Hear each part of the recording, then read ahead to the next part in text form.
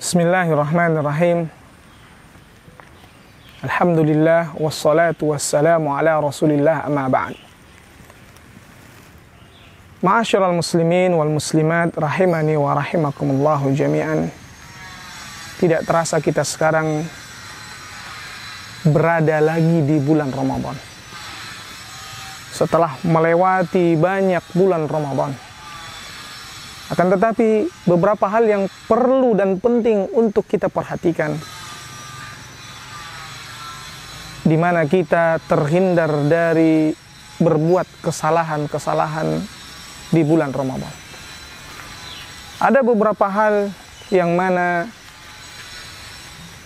kaum muslimin terbiasa melakukannya, akan tetapi perbuatan-perbuatan ini tidak ada dasarnya dari agama kita. Sebelum datangnya Ramadan, sebahagian kaum muslimin mereka banyak yang mengkhususkan ziarah kubur. Padahal tidak ada satupun riwayat dari Nabi SAW yang memerintahkan hal itu. Tidak ada perintah dari Allah Subhanahu wa Ta'ala, dan kita ketahui bahwa ibadah menunggu perintah. Kalau Allah memerintahkan kita untuk sholat, maka kita sholat. Allah perintahkan kita untuk berpuasa, kita berpuasa. Perintah ziarah kubur itu umum, di mana Rasulullah SAW memerintahkan kita untuk ziarah kubur agar melunakkan hati mengingat kematian. Sehingga tidak ada pengkhususan ziarah kubur sebelum datangnya Ramadan. Maka perintah umum jika dijadikan kepada perintah khusus harus dengan dalil. Kemudian sebahagian ada yang melakukan mandi besar. Kemudian mereka mendatangi suatu sungai atau mungkin kolam renang, mandi. Dan yang akhirnya terjadi ikhtilat, campur baur laki-laki perempuan. Tujuan mereka ingin membersihkan diri, namun ternyata mengotori hati. Dengan saling melihat laki-laki dan perempuan bertelanjang, wal'iyadu billah. Bagaimana mungkin agama yang mulia ini mensyariatkan hal yang demikian? Oleh karena itu, ma'asyiral muslimin wal muslimat rahimani wa rahimakumullahu jami'an, penting bagi kita berilmu sebelum kita memasuki bulan Ramadan. Agama kita ini agama ilmu, bukan agama khayalan, agama dongeng, tidak. Tapi dia adalah agama ilmu yang datangnya dari langit, dari Allah Subhanahu wa Ta'ala, dan yang dibawakan oleh Rasulullah SAW, risalah. Kemudian yang termasuk yang dilarang atau yang merupakan kesalahan ketika seseorang mengawali bulan Ramadan dengan berpuasa sehari atau 2 hari. Dan Rasulullah SAW katakan, la tuqaddimu Ramadhan bi shaumi yaumin aw yaumain. Jangan kalian mendahului bulan Ramadan dengan berpuasa sehari atau 2 hari sebelumnya. Ini perintah, ini larangan dari Rasulullah SAW, di mana kita harus mengikuti larangan dari Rasulullah SAW. Kecuali tentunya bagi seseorang yang terbiasa berpuasa. Karena Rasulullah katakan, kecuali bagi yang terbiasa berpuasa, seperti puasa Senin Kamis atau puasa Daud,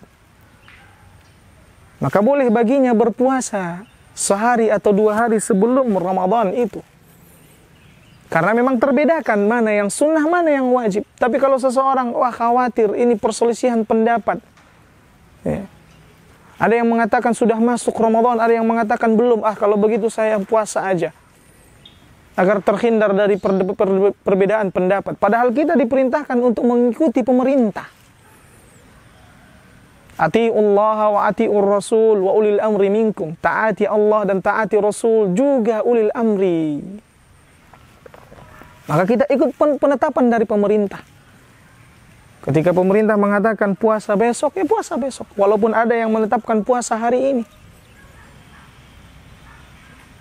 Sehingga tidak ada kerancuan apakah puasa kita ini sunnah atau wajib. Kemudian di antara yang masih banyak kaum muslimin melakukannya, dia berpuasa akan tetapi ia banyak tidur yang tidak bermanfaat. Ia sebenarnya meyakini suatu hadis yang dhaif, sanadnya dhaif. Naumus shaim ibadah. Tidurnya orang yang berpuasa itu adalah ibadah. Hadis ini dhaif, lemah, sehingga seseorang tidak boleh mengamalkan ibadah berdasarkan hadis dhaif. Hendaknya ia mengisi siang Ramadannya dengan ibadah, tasbih, membaca Al-Quran, atau salat yang bermanfaat.